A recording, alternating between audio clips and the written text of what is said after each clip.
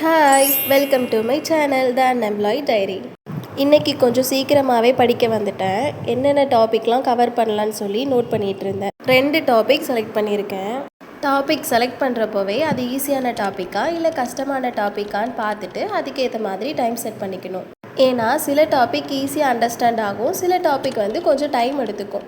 அப்படி ஈஸியாக இருக்க டாப்பிக்லேயே ரொம்ப நேரம் டைம் ஸ்பெண்ட் பண்ணோன்னா டஃப்பாக இருக்க டாப்பிக்கு நம்ம ரொம்ப இம்பார்ட்டன்ஸ் கொடுக்க மாட்டோம்.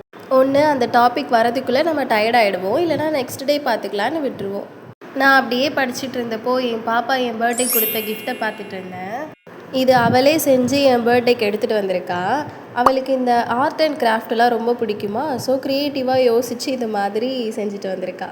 பார்க்க க்யூட்டாக இருக்குல்ல. அதை அப்படி பார்த்து ரசிச்சுட்டு ஓரமாக வச்சுட்டு திரும்ப நான் படிக்கிறதுக்கு வந்துட்டேன். ஓரளவு நான் யோசித்த டாப்பிக்லாம் நான் கவர் பண்ணிட்டேன் இன்றைக்கி. நெக்ஸ்ட் டே பார்க்கலாம். நீங்கள் மறக்காமல் சப்ஸ்கிரைப் பண்ணிடுங்க. பாய்.